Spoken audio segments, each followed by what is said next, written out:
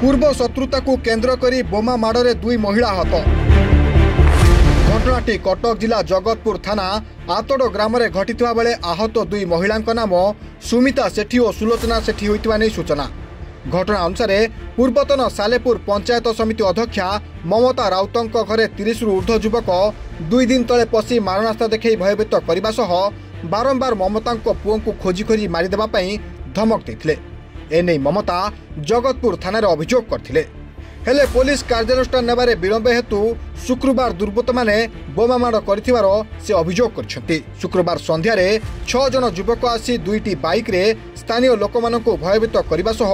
2टी बोमा फेंगी घटनास्थल फेरार हो जाइथिले। बोमा माड़े आतड़ ग्रामर सुमिता सेठी और सुलोचना सेठी आहत होई मेडिकल रे चिकित्सित होइथिले। बोमा माड़ घटना रे पूर्वतन अध्यक्षा ममता राउतों परिवार सह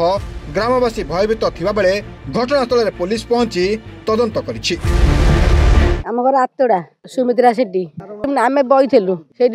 से माने 3टा पुआ पिला पड़े गोटे प्रकार में आसे नहीं आउ 3टा पिला आइले से गोटे प्रकार में आसे नहीं से आम 2टा बम पकेले से जा को बेते ताकुटा पकेले मेते गोटा पकेले मोर सब गोड़ हाथ फाटी गला आ सब जो जर्जर पोड़ी पारी नुका गला बाइक रे। ना ममता राउत मु सालेपुर पूर्वतन ब्लॉक अध्यक्षा घर हूँ आतड़ा मोर किसी ना मु जानिबारे किसी ना से हठात आसिले आमे भी जानिनु कि आम गाँ लोक भी कहीं जानी ना से मैंने आसिले आसिकी आम घर कबाट खोली ता भितर पशापशी करी ड्रिंक करी सोदासोदी कले घरे आमर कहीं ना एमती होगी गले पुणी मुझे प्रेस करके जबरदस्त करके कबाटा देदेली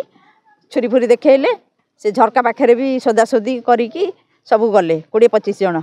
थाना अवगत होती सागे सागे सीसी कैमेरा जहाँ जना पड़ा आम से जाचु आम कि जानिनु सीसी कैमेरा जहाँ रिपोर्ट देला आम से अनुसार